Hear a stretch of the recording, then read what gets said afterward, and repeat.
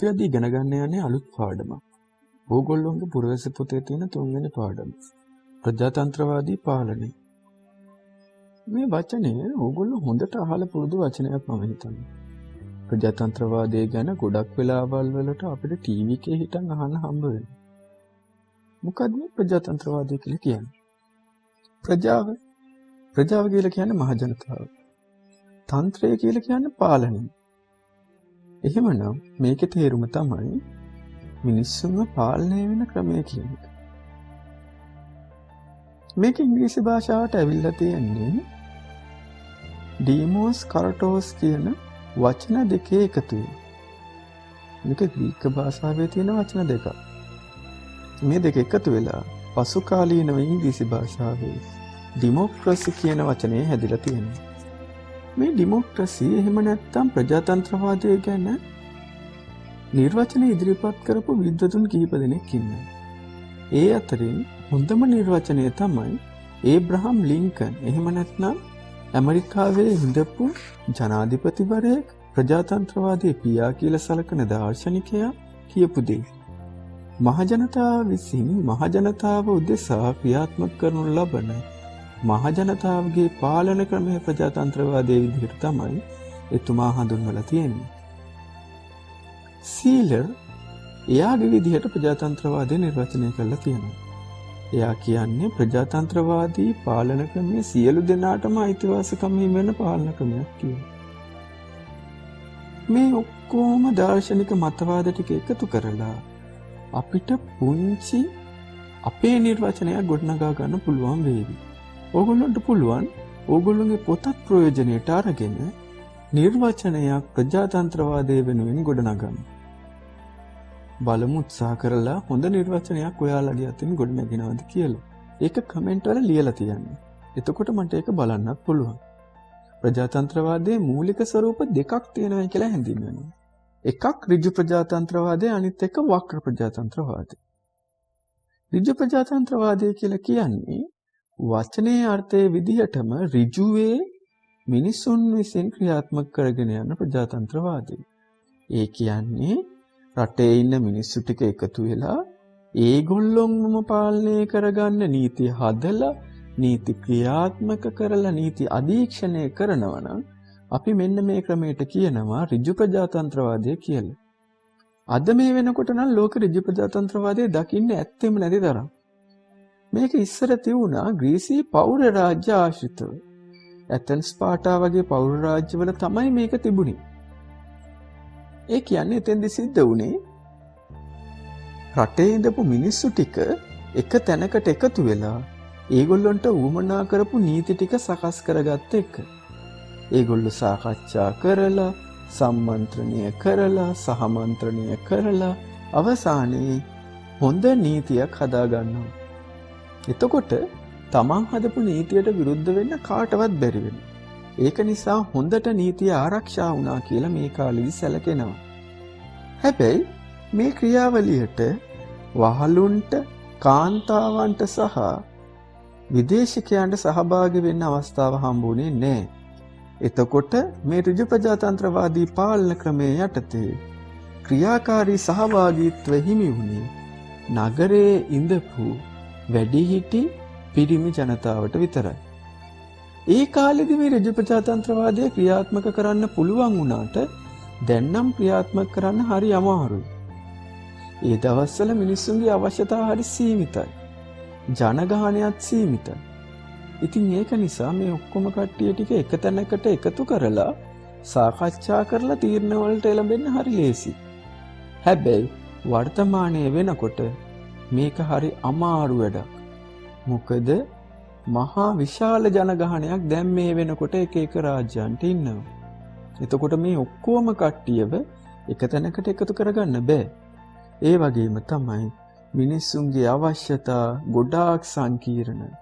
මේ අවශ්‍යතා ඔක්කොම ටික ආවරණය වෙන විදිහට නීති හදනවා කියලා කියන්නේ හරිම අමාරු වැඩක්.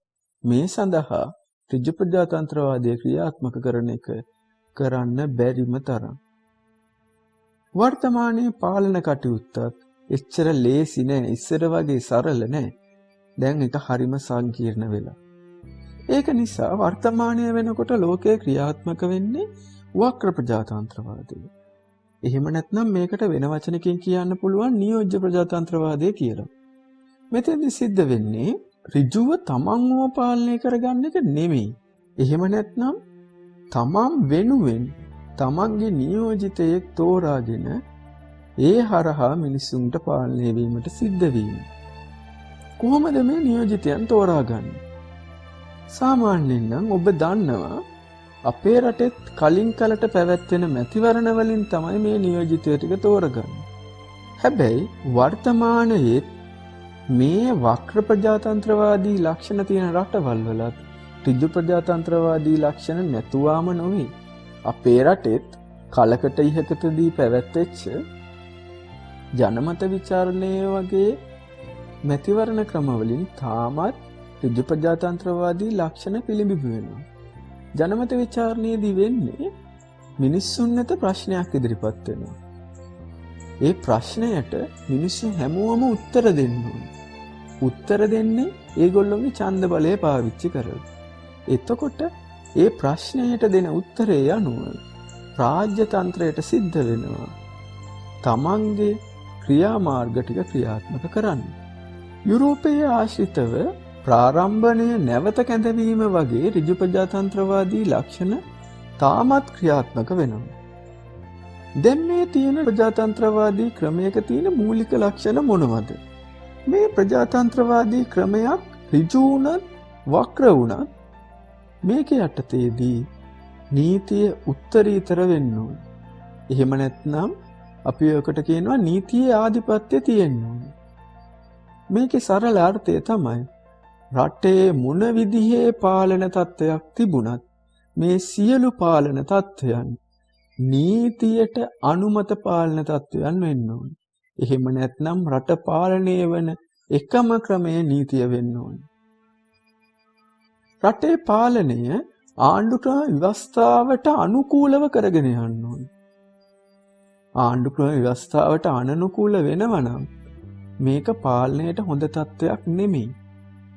ඔබ දැක්කා වරාය නගරයේ සම්බන්ධයෙන් ඉදිරිපත් වෙච්ච 50 කෙටුම්පතේදීත් ශ්‍රේෂ්ඨාධිකරණයේ මැදිහත් වෙලා කිව්වා 50 කෙටුම්පතේ යම් වගන්ති ආණ්ඩුක්‍රම ව්‍යවස්ථාවට අනුකූල නැහැ කියලා.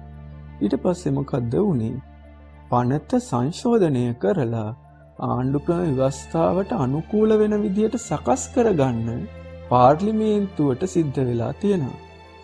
මේ වගේ පාලන ක්‍රමවලදී නිදහස් අදහස් වලට ඉඩ තියෙනවා. නිදහසේ අදහස් ප්‍රකාශ කරන්න පුළුවන්. නිදහස් ජනමාධ්‍යකුත් තියෙනවා. බහුතර කැමැත්ත මත තමයි මේ වගේ ක්‍රමයකදී තීරණ ගන්න. මැතිවරණයකදී බහුතර කැමැත්තෙන් තේරීපත් වෙන ආණ්ඩුවක් තමයි ක්‍රියාත්මක වෙන්නේ. ඒ ආණ්ඩුව විසින් තමයි නීති ටික හදන්නේ. ඒ ආණ්ඩුව විසින් තමයි නීති ටික ක්‍රියාත්මක කරන්නේ. ඒ ආණ්ඩුව විසින් තමයි මේ නීති ටික අධීක්ෂණයක් කරන්නේ. ප්‍රජාතන්ත්‍රවාදී ක්‍රමයක නිදහස සමානාත්මතාවය සහ අයිතිවාසිකම් තියෙනවා. අයිතිවාසිකමක් කියලා කියන්නේ යහපත් ජීවිතයක් ගත කරන්න මිනිසයාට හිමි වෙන්න ඕන දේවල් ටික. ඒක සමානව හිමි වෙනවා නම් අපි කියනවා සමානාත්මතාවයක් තියෙනවා කියලා. මේ අයිතිවාසිකම් ලබන්න නිදහස තියෙනවා නම් අපි කියනවා ඒ ක්‍රමයක නිදහස සමානාත්මතාවය සහ අයිතිවාසිකම් තියෙනවා කියලා. ප්‍රජාතන්ත්‍රවාදී ක්‍රමයක සර්වජන ඡන්ද බලයත් ක්‍රියාත්මක වෙනවා.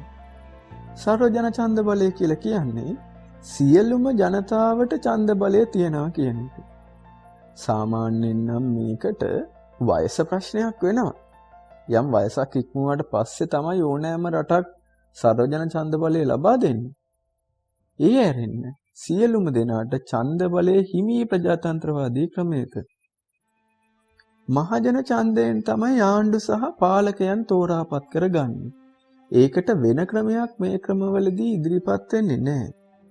නීති ඉදිරියේ සියලුම දෙනාට සමානව සලකන්න ඕනි. රට ඡන්ද කොට්ටාශ වලට බෙදා නිදහස් සහ සාධාරණ මැතිවරණ පැවැත්වීමක් සිද්ධ කරන්න ඕනි.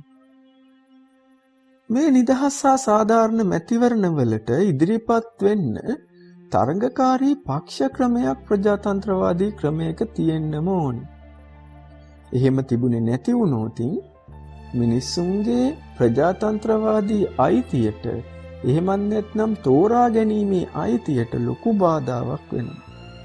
ඒක නිසා තරඟකාරී පක්ෂ ක්‍රමයක් පැවතීම අනිවාර්ය කාර්යයක්. මේ රටක ස්වාධීන අධිකරණ පද්ධතියක් ක්‍රියාත්මක වෙන්න ඕනේ. බහුතර නියෝජිතයන් සංඛ්‍යාවකගේ සහය ලැබෙන දේශපාලන පක්ෂය හෝ කණ්ඩායම ආණ්ඩු බලය දරනවා. ඒගොල්ලෝ ආණ්ඩු බලය දරනකොට තව කට්ටියක් විරුද්ධ පක්ෂයක් විදිහටත් ක්‍රියාත්මක වෙනවා. මේව තමයි ප්‍රජාතන්ත්‍රවාදී ක්‍රමයක තියෙන මූලික ලක්ෂණ ටික. ඊට පස්සේ අපි කතා කරමු ප්‍රජාතන්ත්‍රවාදී ක්‍රමයක් සාර්ථක වෙන්න නම් තියෙන්න ඕනේ මොනවද කියලා. ප්‍රජාතන්ත්‍රවාදී ක්‍රමයක් සාර්ථක වෙන්න නම් මිනිස්සුන්ට හොඳ දේශපාලන දැනුමක් සහ අවබෝධයක් තියෙන්න ඕනේ. මිනිස්සුන්ට හොඳ දේශපාලන දැනුමක් සහ අවබෝධයක් නැත්නම් සාර්ථක පාලන ක්‍රමයක් ඒ රටේ තියෙන්නේ නැහැ. ඒ කියන්නේ ප්‍රජාතන්ත්‍රවාදීව තේරෙන නියෝජිතයන් ටික හොඳ කට්ටිය වෙන්නේ නැහැ. ජනතාව පාලකයන් තෝරාපත් කර ගැනීමේදී බුද්ධිමත් තීරණ ගන්න ඕනේ. බුද්ධිමත් තීරණ ගත්තේ නැති වුණොත් ප්‍රජාතන්ත්‍රවාදයේ හරහා තේරෙන පාලකයෝ ප්‍රජාතාන්ත්‍රික පාලකයෝ වෙන්නේ නැහැ. ඒක ප්‍රජාතන්ත්‍රවාදයේ පැවැත්මට හොඳ වෙන්නේ නැහැ. කැපවීමෙන් කටයුතු කරන අවංක සහ උදාර නායකත්වයක් මේ ක්‍රමයන් වල තියෙන්නම ඕන. තිබුණ නැති වුණොත් ප්‍රජාතන්ත්‍රවාදයේ සාර්ථක වෙන්නේ නැහැ. රට තුල යහපත් ආර්ථික මට්ටමක් තිබුණොත් තමයි ප්‍රජාතන්ත්‍රවාදයේ සාර්ථක වෙන්නේ. මොකද ආර්ථික මට්ටම යහපත් නොවෙන්න මැතිවරණයක් සඳහා ඉදිරිපත් වෙන අපේක්ෂකයන්ට පුළුවන් ආර්ථිකමය වාසි දීලා ඉවර වෙලා මිනිස්සුන්ගේ ඡන්ද ටික ගන්න. එතකොට සාර්ථක ප්‍රජාතන්ත්‍රවාදයක් බිහි වෙන්නේ නැහැ. මිනිස්සු ඡන්දය දෙන්නේ තමන්ගේ බඩ ගැන හිතලා. එහෙම නැත්නම් කන්න බොන්න හම්බ වෙන එක ගැන හිතලා. ප්‍රජාතන්ත්‍රවාදයේ සාර්ථක වෙන්න නිදහස් ජනමාධ්‍යයක් තියෙන්නත් ඕනේ. අපක්ෂපාතී ජනමාධ්‍ය කරහා තමයි ප්‍රජාතන්ත්‍රවාදයේ සම්බන්ධයෙන් දැනුවත් වීම සිද්ධ වෙන්නේ. හැබැයි ජනමාධ්‍යයන් පක්ෂපාතී වෙනවා නම් ඒක ප්‍රජාතන්ත්‍රවාදයේ සාර්ථක වීමට හොඳ ලක්ෂණයක් නෙමෙයි. රට තුළ නීතියේ ආධිපත්‍ය තියෙන්නම ඕනේ. නීතිය හැරුණු විට වෙනත් පාලනයන් රට ඇතුලේ තියෙනවා නම් මේක ප්‍රජාතන්ත්‍රවාදයේ සාර්ථකත්වයට ලොකු බලපෑමක් වෙනවා. ආණ්ඩුවේ කාර්යභාරය පැහැදිලිව හඳුනා ගන්න පුළුවන් වෙන විදිහට ඒ කාර්යභාරයන් බෙදා වෙන් කරලා තියෙනවා. ඒ වගේම තමයි අවසානයේ උනත් වැදගත්ම දේ ප්‍රබල විරුද්ධ පක්ෂයක් තියෙනවා. විරුද්ධ පක්ෂය ප්‍රබල වෙන තරමට තමයි සංවාදී විසංවාදී දේශපාලනයේ ඇතුලේ හොඳ සාර්ථක පාලනයක් බිහි වෙන්නේ. අපේ රටේ තියෙන්නේ දැන් මේ වෙනකොට නියෝජ්‍ය ප්‍රජාතන්ත්‍රවාදය. අපේ රට හැරුණු විට ඉන්දියාව, ජපානය, එක්සත් රාජධානී, ප්‍රංශය, ස්විට්සර්ලන්තය, ඇමරිකානු එක්සත් ජනපදය, කැනඩාව වගේ රටවල් වල තියෙන්නේ ප්‍රජාතන්ත්‍රවාදී ලක්ෂණ.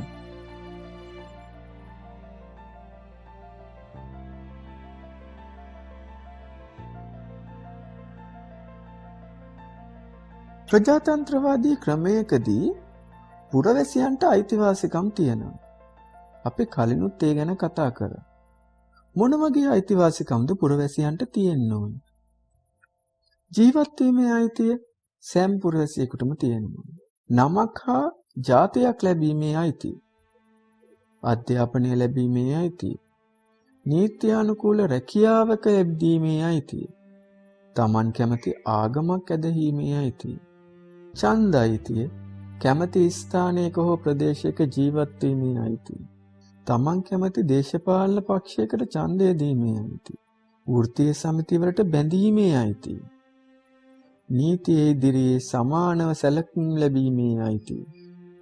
ක්‍රූර හෝ අමානුෂික වද හිංසා වලින් ආරක්ෂා වීමේ අයිතිය. මේ වගේ අයිතිවාසිකම් ප්‍රජාතන්ත්‍රවාදී ක්‍රමයක පවතින්න ඕනේ. එහෙම තිබුණොතින් තමයි ප්‍රජාතන්ත්‍රවාදී ක්‍රමයකදී පුරවැසියෙකුගේ පැවැත්ම තහවුරු වෙන්නේ. අයිතිවාසිකම් තියෙන එක හරි. හැබැයි ඒ අයිතිවාසිකම් භුක්ති විඳින හැම පුරවැසියෙකුටම වගේ යුතුයකම් ටිකකුත් තියෙනවා. යුතුයකම් කියලා කියන්නේ මොකක්ද? අයිතිවාසිකමක් කියලා කියන්නේ නම් අපිට යහපත් ජීවිතයක් ගත කරන්න හිමි වෙන්න ඕනේ දේවල් ටික. මම කලිනුත් කිව්වා. එහෙම හොඳ ජීවිතයක් ගත කරන ගමන් සමාජයට අපෙන් ඉෂ්ට වෙන්න ඕනේ කාර්යභාරය තමයි යුතුයකම් කියලා කියන්නේ. සෑම අයිතිවාසිකමකටම බැඳිච්ච යුතුයකමක් තියෙනවා. ශ්‍රී ලංකාවේ ආණ්ඩු ක්‍රම ව්‍යවස්ථාවෙනුත් මේක දක්වලා තියෙනවා. ආණ්ඩු ක්‍රම ව්‍යවස්ථාවේ තියෙනවා මූලික යුතුයකම් කියලා පරිච්ඡේදය. මේකේ ලංකාව ඇතුලේ ඉන්න කට්ටියගේ තියෙන මූලික යුතුයකම් ටික දක්වලා තියෙනවා. ඒ වගේම තමයි ලෝකේ ජීවත් වෙන ගොඩක් රටවල් වල පුරවැසියන්ගේ යුතුයකම් මොනවද කියලා නිදසුන් අරගෙන පැහැදිලි කරන්න ගියොතින් අපිට ඒක ගොනු කරගන්න පුළුවන් මෙන්න මේ වගේ යුතුයකම් ටිකක් ඔවුන්ට තියෙනවා කියලා. හොඳින් අධ්‍යාපනය ලබන්න පුරවැසියන්ට යුතුයකමක් තියෙනවා. දෙමව්පියන්ට වැඩිහිටියන්ට කීකරු වීමට සහ ගරු කිරීමට උන්ට යුතුයකමක් තියෙනවා. වැඩිහිටියන්ට සලකන්න යුතුයකමක් තියෙනවා. පරිසරය පිරිසිදුව තබා ගැනීමට යුතුයකමක් තියෙනවා. පොදු දේපල ආරක්ෂා කිරීමට යුතුයකමක් තියෙනවා. පූජ්‍ය පූජක උතුමන්ට ගරු කිරීමට හා සැලකීමට උන්ට යුතුයකමක් තියෙනවා. රටේ නීති රීති වලට අවනත වීමට සහ ඒවා පිළිපැදීමට උන්ට යුතුයකමක් තියෙනවා. රටේ ආරක්ෂක අංශවලට සහාය දෙන්න උන්ට යුතුයකමක් තියෙනවා. රජය විසින් පනවන බදු මුදල් නිවැරදි සහ නියමිත පරිදි ගෙවන්න ඕනේ. Taman ප්‍රයෝජනයට ගන්නා සේවා වෙනුවෙන් ගෙවීම් කටයුතු කිරීමට අවංක වෙන්න ඕනේ පුරවැසියන්. අල්ලස දූෂණය වැනි විෂමාචාර ක්‍රියාවලින් වැළකෙන්න සහ ඒවා පිටු දැකීමට සමාජීය යුතුයකමක් පුරවැසියන්ට තියෙනවා. සමාජයට අහිතකර ක්‍රියාවලින් වෙන් වෙලා ඉන්න පුරවැසියන්ට යුතුයකමක් තියෙනවා. පුරවැසියන් ත්‍රස්තවාදයේ පිටු දකින්න ඕනේ. සංස්කෘතික උරුම ආරක්ෂා කරන්නත් ඕනේ. රාජ්‍ය ද්‍රෝහී නොවී සිටීමට පුරවැසියන්ට යුතුයකමක් තියෙනවා. කැලි කසල අපද්‍රව්‍ය නිසි පරිදි බැහැර කිරීමට හා ඒ සම්බන්ධයෙන් රජය ගන්න ක්‍රියාමාර්ගවලට සහාය දක්වන්න පුරවැසියන්ට යුතුයකමක් තියෙනවා. පුරවැසියන්ට ජාතික සමගිය පෝෂණය කරන්න යුතුයකමක් තියෙනවා. හරි. මම දැන් ඕගොල්ලන්ට තව පුංචි ප්‍රශ්නයක් දෙනවා. ඕගොල්ලෝ හොඳට කල්පනා කරලා බලන්න. දැන් මම මේ කියපු යුතුයකම් ටිකයි ඕගොල්ලෝ හිතන යුතුයකම් ටිකයි ඔක්කොම ටික එකතු කරලා ඕගොල්ලෝ පිළිපදින යුතුයකම් කීයක් තියෙනවද?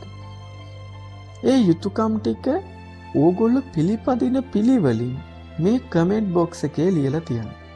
දැන් මම අර කලින් කියපු ශ්‍රී ලංකා ආණ්ඩු ක්‍රම ව්‍යවස්ථාවේ මූලික යුතුයකම් පරිච්ඡේදයේ තියෙන දේවල් ටික තමයි දැන් අපි මේ කතා කරන්න යන්නේ.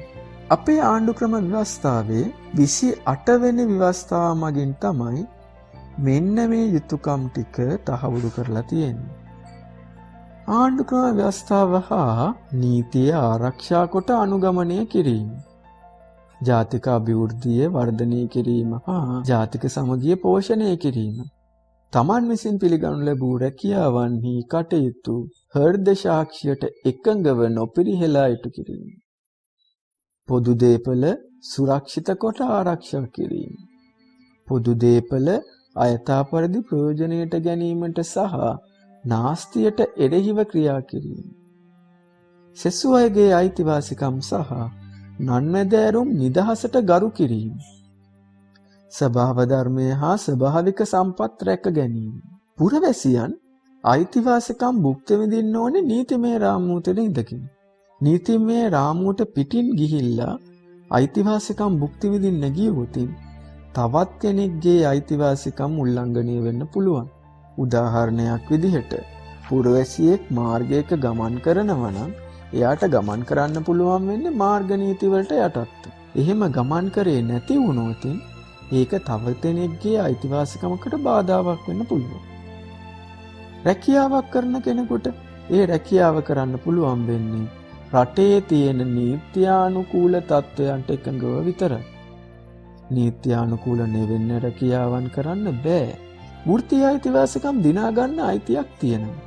හැබැයි ඒ සඳහා අනුගමනය කරන ක්‍රියාමාර්ග රටේ තියෙන නීතියට පටහැනි වෙන්න බෑ.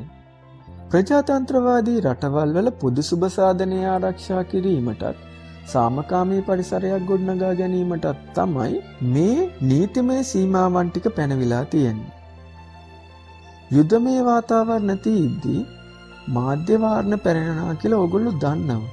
පොදු දේපල සහ ජීවිත හානි සිදු වෙන්න පුළුවන් උද්ඝෝෂණ පෙළපාලි පිකටින් වගේ දේවල් තහනම් කිරීමත් සිද්ධ වෙනවා. මොකද ඒක රටේ නීතිමය රාමුවට හොඳ නැති නිසා. ඒක මිනිසුන්ගේ අයිතිවාසිකම් උල්ලංඝනය කිරීමක් නෙවෙයි. ඒ දේවල් සිද්ධ වෙන්නේ නීතිමය සීමා කිරීම වලට යටත්. ඒ ගැන හොඳට අවධාරණය කරගන්න.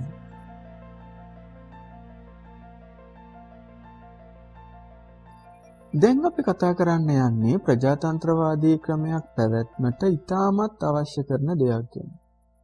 දේශපාලන පක්ෂයක් ගැන. මොකද්ද මේ දේශපාලන පක්ෂයක් කියලා කියන්නේ? මොරිස් ඩුවයිජර් කියනවා සංවිධානාත්මක දේශපාලන සමාජයක් තුළ දේශපාලන බලය ලබා ගැනීමත් ඒ ක්‍රියාවට නැංවීමත් අරමුණු කරගෙන එකට එක් වූ පුජ්‍යල කණ්ඩායමක් දේශපාලන පක්ෂයක් කියලා. එඩ්මන් බර්ග් කියනවා පොදු ප්‍රතිපත්තියක් යටතේ ජාතික අවශ්‍යතාවල සේවය කිරීම සඳහා එකට එක් වූ පුජ්‍යල කණ්ඩායමක් දේශපාලන පක්ෂයක් කියලා. මේ දෙන්නම ඉදිරිපත් කරපු අදහස් ටික අපි අරගෙන බලමුකෝ. ඒගොල්ලෝ කියපු අදහස් දෙකේම ගම්ම වෙලා තිබුණා දේශපාලන බලය ලබා ගැනීමේ කණ්ඩායමක් තමයි දේශපාලන පක්ෂයක් කියලා කියන්නේ කියලා. ඒ වගේම තමයි ඒගොල්ලෝ කියනවා හොඳ සංවිධානාත්මක තත්වයක් මත තමයි මේ පුජ්‍යල කණ්ඩායම එකතු වෙලා තියෙන්නේ කියලා. ඒගොල්ලෝ පොදු ප්‍රතිපත්තියක සහ ජාතික ප්‍රතිපත්තියක අවශ්‍යතාවය ගැනත් කියනවා. මේ ඔක්කොම ටික එකතු කරලා දැන් අපි දේශපාලන පක්ෂයක් කියලා කියන්නේ මොකද්ද කියන එක ගැන පොදු නිර්වචනයකට එමු. දේශපාලන පක්ෂයක් කියලා කියන්නේ යම් ප්‍රතිපත්ති මාලාවක් පදනම් කරගෙන ආණ්ඩු බලය ලබා ගැනීම සඳහා සංවිධානය වූ පුජ්‍යල කණ්ඩායමක් කියලා අපිට සරල නිර්වචනයකට එන්න පුළුවන්. ලෝකේ ක්‍රියාත්මක වෙන විවිධ දේශපාලන පක්ෂ ක්‍රම තියෙනවා. ඒක පක්ෂ ක්‍රමය, ද්විපක්ෂ ක්‍රමය, බහුපක්ෂ ක්‍රමය. අපේ රටේ තියෙන්නේ මොන පක්ෂ ක්‍රමයද? අපේ රටේ තියෙන්නේ බහුපක්ෂ ක්‍රමය. සෑහෙන දේශපාලන පක්ෂ ප්‍රමාණයක් අපේ රටේ ලියාපදිංචි වෙලා ඉන්නවා. හැබැයි ඔබ දැකලා ඇති ක්‍රියාත්මක වීමේදී දේශපාලන පක්ෂ 6-7ක් විතර වගේ ප්‍රමාණයක් තමයි ක්‍රියාත්මක වෙන්නේ. බහුපක්ෂ ක්‍රමයක් කියලා කියන්නේ දෙකකට වැඩි දේශපාලන පක්ෂ ප්‍රවාහයක් විදිහට ක්‍රියාත්මක වෙනවා. අපේ රටේ ඒ වගේ තමයි ක්‍රියාත්මක වෙන්නේ. ඒ වගේම තමයි අසල්වැසි ඉන්දියාවෙත් අසල්වැසි පාකිස්තානයේත් ක්‍රියාත්මක වෙන්නේ මේ වගේ බහුපක්ෂ ක්‍රමයක්ම තමයි. ද්විපක්ෂ ක්‍රමය. දී කියන වචනේ තේරුමම තමයි පක්ෂ දෙකයි තියෙන්නේ කියන එක. ද්විපක්ෂ ක්‍රමයේ ක්‍රියාත්මක වන රටවල් වලට තියෙන හොඳම උදාහරණ දෙක තමයි ඇමරිකානු එක්සත් ජනපදය සහ එක්සත් රාජධානිය. ඒක පක්ෂ ක්‍රමයක් පවතින්නේ එහෙම නැත්නම් තනි පක්ෂයක් විතරක් ක්‍රියාත්මක වන ක්‍රමයක් පවතින්නේ උතුරු කොරියාව, කියුබාව වගේ රටවල් වල විතරයි. හැබැයි හොඳට මතක තියාගන්න මේ රටවල් දෙකම ප්‍රජාතන්ත්‍රවාදී රටවල් නෙමෙයි. මේවා සමාජවාදී රටවල්. ඔබට මතක ඇති අපි කිව්ව ප්‍රජාතන්ත්‍රවාදය ගැන කතා කරනකොට තරංගකාරී පක්ෂ ක්‍රමයක් තියෙන්න ඕනේ කියලා. ඒකපක්ෂ ක්‍රමයකදී තරඟකාරී පක්ෂ ක්‍රමයක් නෑ දරුවනි. ඒක නිසා මේ ක්‍රමය ක්‍රියාත්මක වෙන්නේ සමාජවාදී ක්‍රමයන් වල විතරයි.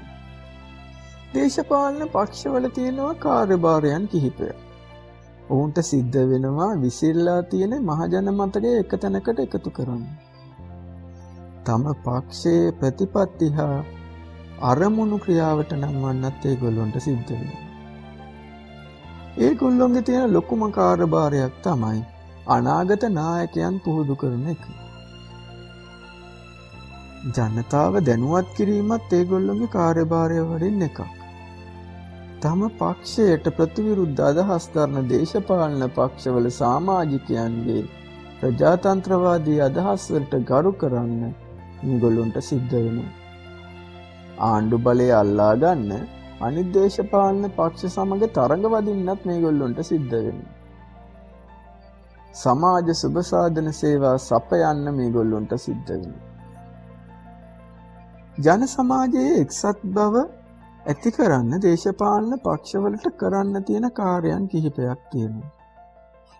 මොකද මේගොල්ලොන්ගේ අරමුණ වෙන්නේ පුජ්‍යලයන් වෙනුවෙන් පෙනී සිටීම. පුජ්‍යලයන් වෙනුවෙන් පෙනී ඉඳලා ඔවුන් වෙනුවෙන් දේශපාලන බලය ලබාගෙන දේශපාලනය මෙහෙයවීම තමයි මේගොල්ලොන්ගේ කාර්යභාරය වෙන්නේ. එහෙනම් මේගොල්ලොන්ට ජන සමාජයේ එක්සත් බව ඇති කරන්න ක්‍රියාත්මක වෙන්න වෙනවා. ඒ සඳහා මේගොල්ලෝ කරන ක්‍රියාමාර්ග කිහිපයක් තියෙනවා. ප්‍රාදේශීය වාර්ගික ආගමික වැනි ભેද සලකන්නේ නැතුව ජාතික අවශ්‍යතා පදනම් කරගනිමින් ප්‍රජාතන්ත්‍රවාදී පාලනය අර්ථවත් ලෙස ප්‍රායෝගික ක්‍රියාත්මකට නංවන්න මේගොල්ලොන්ට සිද්ධ වෙනවා. ඒ කියන්නේ මේ අයට කිසිම ભેදයක් ජනතාව අතරේ පවත්වාගෙන යන්න බෑ. එහෙම පවත්වාගෙන ගියොත් ඒගොල්ලොන්ටත් ඒක අවාසි. ඒගොල්ලෝ කවදා හරි දවසක නායකත්වය දෙන්න යන රටටත් ඒක අවාසි. බහුසංස්කෘතික ජන සමාජයක සියලු ජන කොටස් වලට තම අයිතිවාසිකම් භුක්ති විඳීමට පදනම සකස් කරලා දෙන්න දේශපාලන පක්ෂයකට යුතුයකමක් තියෙනවා. ජාතික එක්සත්කම මගින් ජාතික සංවර්ධනය ඇති කරන්න වෙනම දේශපාලන පක්ෂයකට. වාර්ගික ආගමික වැනි ගැටලු ඇති වෙන ආකාරයේ ක්‍රියාකාරකම් වලින් වැළකීලා ඉන්නත් සිද්ධ වෙනවා උන්ට. ඒ වෙනුවෙන් ප්‍රතිපත්ති සකස් කරන්නත් සිද්ධ වෙනවා දේශපාලන පක්ෂයකට. සියලු රටවැසියන්ට සමගියෙන් සහජීවනයෙන් එකමුතුකමින් සංහිඳියාවෙන් ජීවත් වීමටත් තිරසර සාමයක් ඇති කිරීමටත් කැප වෙලා කටයුතු කරන්න සිද්ධ වෙනවා දේශපාලන පක්ෂයකට.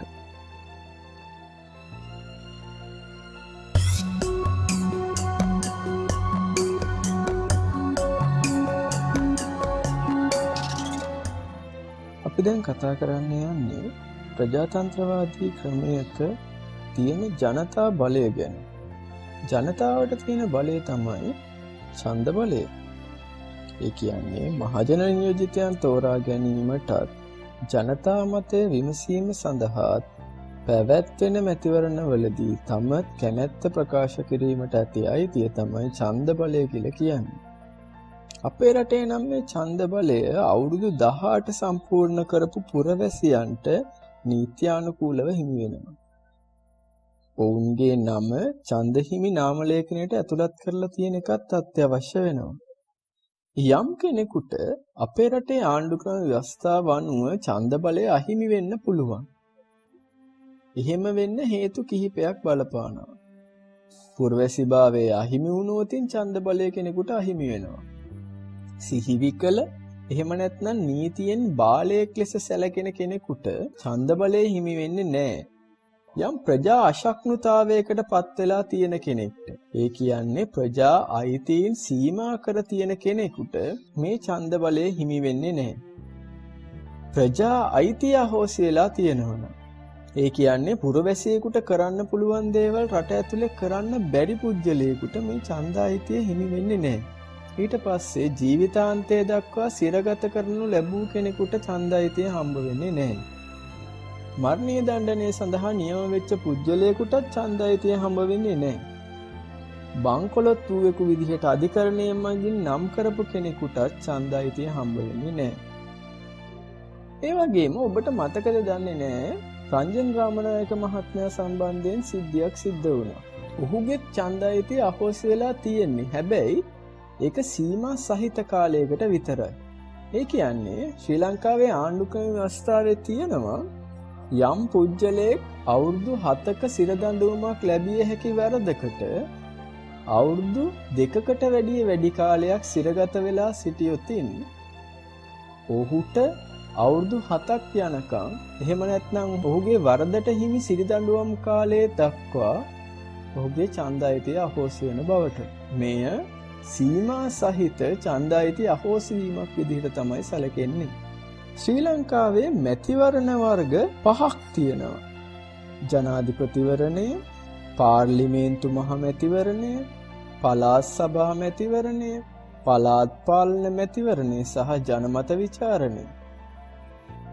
මේ ඡන්ද පහේදීම ශ්‍රී ලංකාව ඇතුලේ ඉන්න නිසි වයස සම්පූර්ණ කරපු කිසිම ඡන්ද බලයේ අහිමිවීමක් නැති ඡන්ද හිමි නාම ලේඛනයේ නම සඳහන් සියලුම දෙනාට ඡන්දය ප්‍රකාශ කිරීමේ අයිතිය හිමි වෙනවා. අපේ රටේ පළාත් පාලන ආයතන තමයි බලෙන් අඩුම මැතිවරණයේ විදිහට සැලකෙන්නේ. බලෙන් වැඩිම මැතිවරණයේ විදිහට සැලකෙන්නේ ජනමත විචාරණය සහ ජනාධිපතිවරණය. ශ්‍රී ලංකාවේ ජනමත විචාරණයන් පවත්වා තිබෙන්නේ එක්වරක් පමණයි. සර්වජන ඡන්ද බලය. සර්වජන ඡන්ද බලය කියලා කියන්නේ කිසිම ભેදයකින් තොරව සුදුසුකම් සපුරා ඇති සියලුම දෙනාට ඡන්දය ප්‍රකාශ කිරීමේ බලය හිමි වෙනවා කියන එක. අපේ රටේ මේ සර්වජන ඡන්ද බලය කියන එක පටන් ගත්තේ 1931 තරම් මෑත කාලයකදී. 1931 ඩොනමෝර ආණ්ඩුක්‍රම ප්‍රතිසංස්කරණයෙන් අවුරුදු 21 සම්පූර්ණ කරපු ශ්‍රී ලංකාවේ පුරවැසියන් වූ ස්ත්‍රී පුරුෂ දෙපාර්ශවයටම සර්වජන ඡන්ද බලය හිමි වුණා. හැබැයි පසු කාලීනව 1958 විතර වගේ වෙනකොට ශ්‍රී ලංකාවේ ඡන්ද බලය අවුරුදු 21 ඉඳලා අවුරුදු 18 දක්වා වෙනස් කරනු ලැබුවා. ලංකාවේ ඡන්ද බලය හිමි වෙන්න නම් සපුරන්න ඕනේ සුදුසුකම් ටිකක් තියෙනවා. එයා ලංකාවේ පුරවැසියෙක් වෙන්න ඕනේ. අවුරුදු 18ට වැඩි කෙනෙක් වෙන්න ඕනේ. ඡන්ද හිමි නාම ලේඛනයේ නම ඇතුළත් වෙන්න ඕනේ. ඡන්දය ප්‍රකාශ කිරීමට ඇති අයිතිය අහිමි කරලා නොතිබෙන්න ඕනේ. කෙනෙක් ඡන්දය ප්‍රකාශ කරනකොට සැලකිලිමත් වෙන්න ඕනේ කාරණා කිහිපයක් තියෙනවා.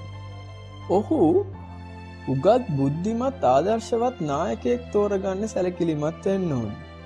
මැතිවරණයකට පෙර ඉදිරිපත් කරලා තියෙන ප්‍රතිපත්ති ප්‍රකාශනයන් ගැන හොඳ සැලකිල්ලෙන් බලන්න ඕනේ.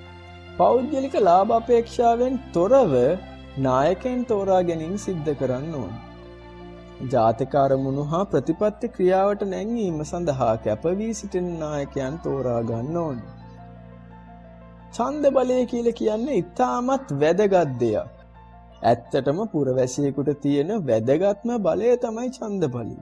ඒක නිසා ඡන්දය ප්‍රකාශ කිරීම පුරවැසියන් විසින් අත්‍යවශ්‍යයෙන්ම කළ යුතු දෙයක් වෙනවා. මේක මෙච්චර වැදගත් වෙන්නේ ඇයි? කිසිදු ભેදයකින් තොරව નિયમિત සුදුසුකම් සපුරලා තියෙන සියලුම පුරවැසියන්ට තමන්ගේ දේශපාලන මතය ප්‍රකාශ කරන්න අවස්ථාව ලැබෙන්නේ ඡන්දයකදී. සුදුසු පාලකයන් තෝරා ගැනීමට අවස්ථාවක් හිමි වෙනවා. පුරවැසියන්ට ක්‍රියාකාරී දේශපාලනයට සහභාගී වීමට අවස්ථාව හම්බ වෙන්නේ මේ ඡන්ද බලය නිසා. ජනතාවගේ දේශපාලන අවබෝධය පුළුල් කරගන්න ජනතාවට පුළුවන්. ජනතාව පාලනයේ කොටස්කරුවන් වෙන්නේ මේ ඡන්ද බලය හිමි වෙන නිසා. තමන් කැමති පාලකයන් තෝරා ගැනීමටද අකමැති පාලකයන් ඉවත් කිරීමටද අවස්ථාව හම්බ වෙන එකම ක්‍රමය ඡන්ද බලය විතරයි.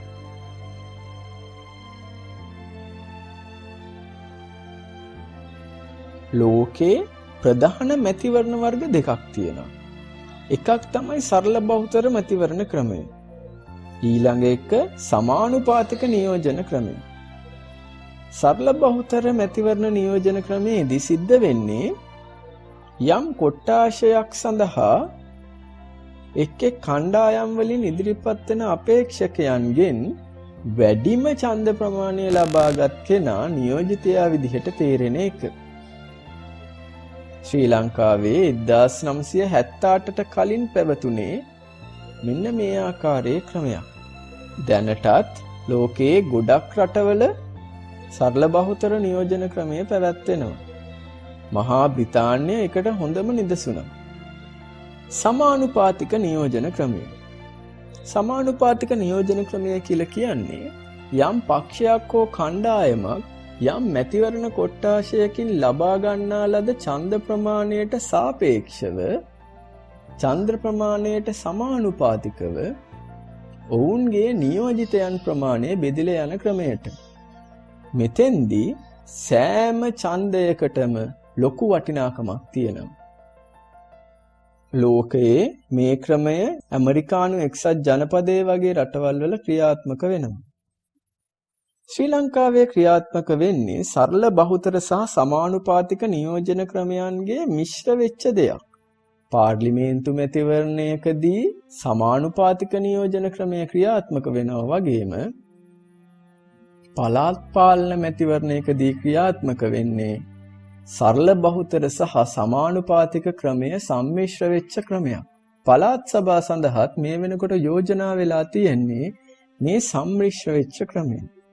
එතකොට මෙන්න මේ ආකාරයට මිනිස්සුන්ට පුළුවන් මැතිවරණයකදී සම්බන්ධ වෙන්න.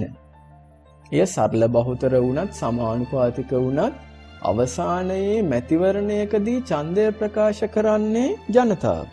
එතකොට මේ ජනතාවට මැතිවරණය සම්බන්ධයෙන් අයිතිවාසිකම් ටිකක් සහ යුතුයකම් ටිකක් තියෙනවා. මැතිවරණය සම්බන්ධයෙන් පුරවැසියෙකුට තියෙන අයිතිවාසිකම් මොනවද? ඒ අයිතිවාසිකම් එක්ක බැඳිච්ච යුතුයකම් මොනවද? අපි දැන් ඒ ගැන කතා කරමු. ඡන්ද හිමි නාම ලේඛනයේ නම ඇතුළත් කරගන්න එක ඔහුගේ අයිතිවාසිකම. ඡන්දය ප්‍රකාශ කිරීමත් ඔහුගේ අයිතිවාසිකම. ඡන්ද හිමි නාම ලේඛනයේ නම ඇතුළත් කරගෙන ඡන්දය ප්‍රකාශ කිරීම සඳහා සුදුසුකම් ලැබුවට පස්සේ ඡන්දය ප්‍රකාශ කිරීම ඔහුගේ යුතුයකමකුත් වෙනවා. ඒ වගේම ඔහුට සිද්ධ වෙනවා මැතිවරණ නීති රීති වලට අවනත වෙලා කටයුතු කරන්න. තමන්ගේ අභිමතයේ පරිදි දේශපාලන පක්ෂයක සමාජිකත්වය ලබා ගන්න පුරවැසියන්ට අයිතිවාසිකමක් තියෙනවා. හැබැයි එහෙම සමාජිකත්වය ලබා ගත්තා කියලා ප්‍රචණ්ඩ ක්‍රියාවල නිරත වෙන්න ඔහුට බෑ. ඒවෙන් වැළකෙන එක ඔහුගේ යුතුයකමක්. ජය පරාජය සමව භුක්ති විඳ ගන්න ඕනේ. මැතිවරණ නීති ක්‍රියාත්මක කිරීමටත් යුතුයකමක් විදිහට පුරවැසියන් සහාය දෙන්න ඕනේ. දේශපාලන පක්ෂ පිහිටවා ගැනීමට පුරවැසියන්ට අයිතිවාසිකමක් තියෙනවා. දේශපාලන රැස්වීම් පවත්වන්නත් පුළුවන්. ඒවට සහභාගී වෙන්නත් පුළුවන්. අදහස් ප්‍රකාශ කරන්නත් පුළුවන්. මේවා ඔක්කොම අයිතිවාසිකම්. හැබැයි අන් අයගේ අයිතිවාසිකම් උල්ලංඝනය නොවන පරිදි මේවා කරන්න ඔහුට යුතුයකමක් තියෙනවා. අන් අයගේ අභිමානයට හානියක් නොවන පරිදි තමයි තමන්ගේ අදහස් ප්‍රකාශ කරන්න ඕනේ. චරිත ඝාතනයන් සිද්ධ කරන්න ඔහුට අයිතිවාසිකමක් නැහැ. චරිත ඝාතනයෙන් වැළකීලා ඉන්න ඔහුට යුතුයකමක් තමයි තියෙන්නේ. මැතිවරණයකදී ඡන්ද අපේක්ෂකයෙක් විදිහට ඉදිරිපත් වෙන්න පුරවැසියෙකුට අයිතිවාසිකමක් තියෙනවා. ඔහුට දේශපාලන ප්‍රචාරණ කටයුතු වලත් යෙදීමට අයිතිවාසිකමක් තියෙනවා. හැබැයි ඔහුට යුතුයකමක් විදිහට සිද්ධ වෙනවා ජය පරාජය සමසේ භුක්ති විඳගෙන අන් අයගේ අයිතිවාසිකම් වලට ගරු කරන්න. සාධාරණ හේතු මත ආණ්ඩු විවේචනය කරන්න අයිතිවාසිකමක් තියෙනවා පුරවැසියන්ට. ඒත් රටේ නීතියට හා සාමයට බාධා නොවන විදිහට මේ කටයුතු ටික සිද්ධ කරන්න ඕනේ. එවැනි බාධා වෙන දේවල් වලට අනුබල නොදීමටත් ඔහුට යුතුයකමක් තියෙනවා.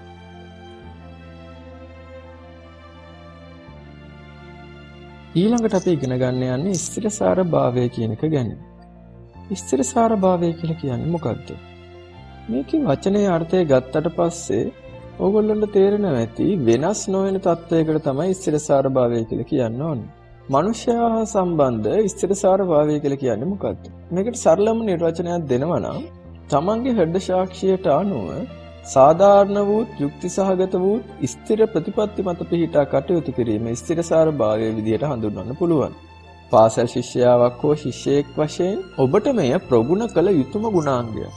ඔබේ අනාගතය සාර්ථක කරගන්න උවමනා නම් ඇත්තටම ස්ථිරසාර භාවයෙන් යුක්ත පුරවැසියෙක් වෙන එක අත්‍යවශ්‍ය කාරණයක්. ස්ථිරසාර භාවය ඔයා තුළ ගොඩනගා ගන්න පුජ්‍යලයක් විදියට ඔයා කරන්න ඕනේ මොනවද? ඔයා සාධාරණත්වයේ අගය කරන්න ඕනේ. ඔයා සාධාරණ පුජ්‍යලයක් වෙන්න ඕනේ. තම මතය ඍජුව ප්‍රකාශ කරන්න ඕනේ. පුළුල් අවබෝධයකින් යුතුව කටයුතු කරන්න ඕනේ. ආදර්ශමත් ගති පැවතුම් තියාගෙන ඉන්න ඕනේ. ඒ වගේම තමයි ආවේගශීලී වෙන්න හොඳ නැහැ. අන්මතවලට ගරු කරන්න ඕනේ. අවංක කෙනෙක් වෙන්න ඕනේ. යුක්තිගරුක කෙනෙක් වෙන්න ඕනේ. පරාර්ථකාමී ඉතාමත් වැදගත්. නීතිගරුක පුජ්‍යලයක් වෙන්න ඕනේ. මෘදු හැබැයි ඍජු පුජ්‍යලයක් වෙන්න ඕනේ. අපිට එක්ක ස්ථිරසාර භාවයක් ගොඩනගා ගන්න පුළුවන්. ඒ වගේම තමයි අපිට අනිත් අයත් එක්කත් ස්ථිරසාර භාවයක් ගොඩනගා ගන්න පුළුවන්. අපිට ස්ථිරසාර වෙනවා කියලා කියන්නේ මොන අභියෝගයාවත් නිවැරදි හා යහපත් ක්‍රියාකාරීත්වය වෙනස් නොකර ඉන්න එක අපිට ස්ථිරභාවය ඇති කරගන්න කාරණය. හෘද සාක්ෂියට අනුව වැඩ කරන එක. කුමන බලපෑම් ආවත් අයහපත් ක්‍රියාවල හෝ වැරදි ක්‍රියාවල නිරත නොවන එක. සුභවාදී ආකල්ප වලින් විචාරශීලී ඍජු ප්‍රතිපත්ති මත පිහිටා කටයුතු කරොත් අපිටම ස්ථිරසාර වෙන්න පුළුවන්. අපි අනුන් එක්ක ස්ථිරසාර වෙන්නේ කොහොමද? අන් අය සමග කටයුතු කරනකොට හෘදය සාක්ෂියට එකඟව තමන්ගේ ප්‍රතිපත්ති වලට එකඟව නීති රීති සමාජ සම්මත වලට අනුකූලව කටයුතු කරන්න ඕනේ. අවශ්‍ය අවස්ථාවලදී අවශ්‍ය පරිදි තමන්ගේ හැඟීම් පාලනය කරන්න ඕනේ, ප්‍රකාශ කරන්න ඕනේ. සුභවාදී ආකල්ප වලින් යුක්ත වෙන්න ඕනේ, විචාරශීලී වෙන්න ඕනේ, ඍජු ප්‍රතිපත්ති මත පිහිටා කටයුතු කරන්න ඕනේ. පෞද්ගලික ලාභ ප්‍රයෝජන අපේක්ෂාවෙන් තොරව නිවැරදි දේ සම්බන්ධයෙන් පෙනී ඉන්න ඕනේ. ඒවාට ඍජුව ප්‍රතිචාර දක්වන්න ඕනේ. අනුන් සමග ස්ථිරසාරභාවය ඇති කර ගැනීමේදී සුභවාදී ආකල්ප වලින් මෙන්ම විචාරශීලී චින්තනයෙන්ද යුක්ත වීම ඉතාමත් වැදගත් වෙනවා.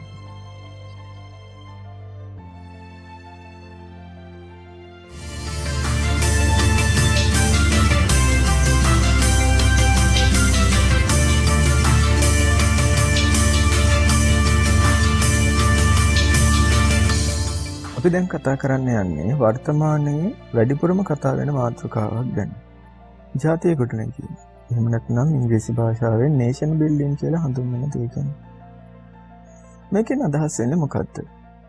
මේකෙන් අදහස් වෙන්නේ රටක් ඇතුලේ කොච්චර ජන වර්ග, ආගමික කණ්ඩායම්, සමාජ කණ්ඩායම් හිටියත් මේ ඔක්කොම ටික එකතු වෙලා රටේ අනාගත සංවර්ධන ඉලක්ක සපුරා ගන්න එක් ජාතියක් විදිහට සාමූහිකව කටයුතු කරන්න ඕනේ කියන්නේ. එහිදී වාර්ගික ආගමික පක්ෂ කුල පන්ති වගේ දේවල් අමතක කරලා දාන්න ඕනේ කියන එක තමයි අදහස් වෙන්නේ. අපේ රට ගත්තට පස්සේ අපේ රටත් බහුවාර්ගික සංස්කෘතියක් තියෙන රටක්. ඔයගොල්ලෝ අටවසරදී ඒ ගැන ඉගෙන ගත්තා.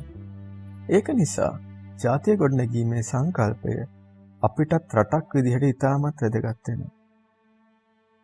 ඉතින් රටක් විදිහට අනාගත අභියෝග ජය ගන්න නම් අපිට සිද්ධ වෙන මුලින්ම ජාතික ප්‍රතිපත්තිය සකස් කරගන්න. එතකොට ඒ ජාතික ප්‍රතිපත්තිය කියලා කියන්නේ රට අනාගතය කරා මෙහෙයවන වැඩපිළිවෙල වෙන්න ඕනේ. ඒ වැඩපිළිවෙලේදී මේකට දේශපාලන පක්ෂ ભેදයක් නැති වෙන්න ඕනේ. හුදෙක් සංවර්ධන ඉලක්ක විතරක් අරමුණු කරගන්න ඕනේ. එතකොට මේක ජාතික ප්‍රතිපත්තියක් වෙනවා. නමුත් පාලකයන්ගේ පෞද්ගලික අවශ්‍යතා සහ අභිමතාර්ථ ඉෂ්ට කරන එකක් වෙන්නේ නැහැ. ඒක බොහොම හොඳ තත්ත්වයක්. එතකොට මොන ආණ්ඩුවක් බලයට ආවත් ඒ සියලුම ආණ්ඩු වලට සිද්ධ වෙනවා මේ ජාතික ප්‍රතිපත්තියට අනුව කටයුතු කරගෙන යන්න. අපි උදාහරණයක් විදිහට හිතමුකෝ අධ්‍යාපනය පිළිබඳ ජාතික ප්‍රතිපත්තියක් හැදුවා කියලා. එහෙම නැත්නම් ආර්ථික සංවර්ධනය පිළිබඳ ජාතික ප්‍රතිපත්තියක් හැදුවා කියලා. අඩුම ගානේ කියලා එකසල විධිමත්ව බැහැර කිරීම සම්බන්ධයෙන් ජාතික ප්‍රතිපත්තියක් හැදුවා කියනවා. එතකොට මේ සියලුම ජාතික ප්‍රතිපත්තීන් අවුරුද්දෙන් අවුරුද්දට වෙනස් වෙන එකක් වෙන්නේ නෑ. මේක දීර්ඝකාලීනව රට සංවර්ධනය වෙනකම්ම රට තියෙනකම්ම පවතින ප්‍රතිපත්තියක් වෙනවා. අපිට ජාතික ප්‍රතිපත්තියක් ඕන වෙන්නේ ඇයි? මොකද ජාතික ප්‍රතිපත්තියක් තිබුණොත් අපේ රටේ ආර්ථික සහ සමාජීය සංවර්ධනයක් ඇති වෙන්න පුළුවන්. නිශ්චිත අරමුණු සහ ඉලක්ක සපුරා ගන්න ජාතික ප්‍රතිපත්තියක් ඕන වෙනවා. ජනතා අභිලාෂ ඉෂ්ට කර ගන්න ජාතික ප්‍රතිපත්තියක් ඕන වෙනවා. අනාගත අභියෝග ජය ගන්න නම් තියෙන හොඳම ක්‍රමය තමයි ජාතික ප්‍රතිපත්තිය. ජාතික සමගිය ඇති කරන්න ජාතික ප්‍රතිපත්තියක් ඕනේ. තිරසාර සාමයක් ළඟා කරගන්න හොඳම ක්‍රමය තමයි ජාතික ප්‍රතිපත්තිය. තිරසාර සංවර්ධනයක් ඇති කරගන්න ජාතික ප්‍රතිපත්තියකින් පුළුවන් වෙනවා. කවුද එතකොට ජාතික ප්‍රතිපත්තියක් හදන්න ඕනේ? පාලකයෝ ටික විතරද? මම හිතන්නේ පුරවැසියන් විදිහට ඔබ අප සියලු දෙනාටම මේ සඳහා වගකීමක් සහ යුතුකමක් තියෙනවා. එතකොට අපි කොහොමද මේ ජාතික ප්‍රතිපත්තිය සකස් කරන එකට දායක වෙන්නේ? අපිට පුළුවන් ජාතික අවශ්‍යතාවයන් ටික හඳුනා ගන්න සහාය වෙන්න.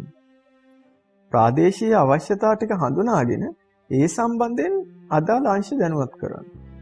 ජාතික ප්‍රතිපත්තියක් සඳහා සුදුසු යෝජනා සහ වැඩපිළිවෙළ ඉදිරිපත් කරන්න. ජාතික ප්‍රතිපත්ති සකස් කිරීමේදී සක්‍රිය දායකත්වයක් ලබා දෙන්න. පෞද්ගලික ලාභ අපේක්ෂාවෙන් තොරව ජාතික ප්‍රතිපත්ති නිර්මාණයට හවුල් වෙන්න අපිට පුළුවන්. ඔක්කොම කරාට පස්සේ ජාතික ප්‍රතිපත්ති වලට අනුගතව කටයුතු කරන්නත් අපිට සිද්ධම වෙනවා. කොහොමද අපි ජාතික ප්‍රතිපත්තියට අනුගතව කටයුතු කරන්නේ? එතකොට ඔබ හොඳටම දන්නවා ජාතික ප්‍රතිපත්තියක් කියලා කියන්නේ රටක වෙන වෙනම පුජ්‍යලයන්ට වෙන් වෙච්ච ප්‍රතිපත්තියක් නෙමෙයි. එතකොට ජාතික ප්‍රතිපත්තියට අනුගතව කටයුතු කරනවා නම් අපිට සිද්ධ වෙනවා පොදු යහපත අරමුණු කරගත් ජාතික වැඩපිළිවෙළ වල අගය කිරීමක් කරන්න. පිළිගත් ජාතික ප්‍රතිපත්ති ක්‍රියාත්මක කිරීම සඳහා සක්‍රියව දායකත්වය ලබා දෙන්න අපිට පුළුවන්. ජාතික ප්‍රතිපත්ති වලට අනුගතව කටයුතු කරමින් ජාතික සංවර්ධනය සඳහා දායකත්වය දෙන්නත් අපිට පුළුවන්. මෙහිම දායකත්වය දෙන එක අපි කැපවීමෙන් කරන්න ඕනේ. එහෙම කැපවීමෙන් කරොත් ඒක පුරවැසියන් විදිහට අපිටත් ඉතාමත් වැදගත් ආනිසංස ගැන හැලදෙන දෙයක් වෙනවා. සෑම පුරවැසියෙක්ම ජාතික හැඟීමෙන් යුතුව ජාතිය ගොඩ ගැනීමට දායකත්වය ලබා දෙන්න ඕනේ. එහෙම දායකත්වය ලබා දෙන්න අපිට පුළුවන් අපි නියැලෙන රැකියාව වෘත්තිය නොපිරිහෙරා කායිකව සහ මානසිකව ඉෂ්ට කරන්න. සෑම පුරවැසියෙක්ම කුමන කාර්යයක නිරත වුණත් ජාතික සංවර්ධනය අරමුණු කරගෙන කටයුතු කරන්න සිද්ධ වෙනවා. ඒක නිසා දරුවනේ ඕගොල්ලෝගේ ජීවිතේ කරන ඔක්කොම දේවල් ටික මෙන්න මේ හැඟීමෙන් යුතුව කරන්න පුතේ. ඕගොල්ලෝගේ ගෙදර අලංකාර කරනවා නම් මල් වවනවා නම් පැල හිටවනවා නම් ගෙදර සුද්ධ පවිත්‍ර කරනවා නම් මේ ඔක්කොම දේවල් එකවන්ව කරෝතින් නිකන් හිතලා බලන්න මුළු ලංකාවම පැය දෙකක් ඇතුළතදී අපිට සුද්ධ කරලා ඉවර කරන්න පුළුවන්. අපිට ලස්සන කරලා ඉවර කරන්න පුළුවන්. ඉතින් මෙන්න මේ විදිහට අපිට දායක වෙන්න පුළුවන් නම් අපේ ලංකාව කැලිකසල පිරිච්ච කැලිකසල කඳු තියෙන රටක් වෙන එකක් නෑ. අපේ ලංකාව ගොඩනැගිලි වලින් විතරක් පිරිච්ච ඔක්සිජන් අඩු රටක් වෙන එකක් නෑ. අපේ ලංකාව ඔබට ඉන්න සුදුසු රටක් වේ විදිහට. පුරවැසියෙක් විදිහට ජාතිය ගොඩනැගීමට අනුගමනය කරන්න ඕන ක්‍රියාමාර්ග කිහිපයක් තියෙනවා. තමන්ගේ ඉටු වෙන්න ඕන යුතුයකම් නොපිරිහෙලා ඉටු කරන්න ඕනේ. සමාජයෙන් තමන්ට ලැබෙන දේට වඩා තමන්ගෙන් සමාජයට ලැබෙන්න ඕන දේ ගැන සැලකිලිමත් වෙමින් කටයුතු කරන්න ඕනේ. ශ්‍රී ලාංකිකයෙක් විදිහට ජාතික සමාජීය හා සාමය ගොඩනැගීමට කැපවීමෙන් කටයුතු කරන්න ඕනේ. දැරිය හැකි ජීවන රටාවක් පවත්වාගෙන යන්න. අපි පොදු දේපල සුරකින්න ඕනේ. පරිසරය සංරක්ෂණය කරන්න. ජාතික සංවර්ධනයට දායකත්වය දෙමින් පෞද්ගලික සංවර්ධනයද ඇති කර ගන්න ඕනේ. රටේ සංවර්ධනය වෙනුවෙන් උපරිම දායකත්වය ලබා දෙන්න ඕනේ. පාට්ටු ලාභ ගැන හිතන්නේ නැතුව කටයුතු කරන්න ඕනේ. අවංකව හා කැපවීමෙන් තමන් කරන කාර්ය මනාව කරන්න ඕනේ. ජාතික ආරක්ෂාවට තර්ජනයක් හෝ බලපෑමක් වන දේවල් වලින් අයින් වෙන්න ඕනේ. හොඳ අධ්‍යාපනයක් ලබාගෙන දැනුම සහ ශ්‍රමය රටේ සංවර්ධනය වෙනුවෙන් ලබා දෙන්න. අල්ලස, වංචාව, සොරකම, දූෂණය වගේ දේවල් වලින් වැළකීලා ඉන්න. ඔබේ විෂය නිර්දේශයේ තියෙන 3 වෙනි පාඩම අපිට මේ විදිහට සාකච්ඡා කරලා ඉවර කරන්න පුළුවන්. මේ පාඩම සම්බන්ධයෙන් සහ අද වීඩියෝ සම්බන්ධයෙන් ඔබට තියෙන ඕනෑම ප්‍රශ්නයක් ඔබට කමෙන්ට් හරහා මා වෙත ඉදිරිපත් කරන්න පුළුවන්. ඒ සියලුම ප්‍රශ්නවලට පිළිතුරු සපයන්න මම කටයුතු කරනවා. එහෙමනම් තවත් මේ වගේම වීඩියෝ එකක් එක්ක නුදුරේදීම ඔයගොල්ලොන්ව හම්බ වෙන්න අපේක්ෂාවෙන් මම අදට සමුගන්නවා. බොහොම ස්තුතියි.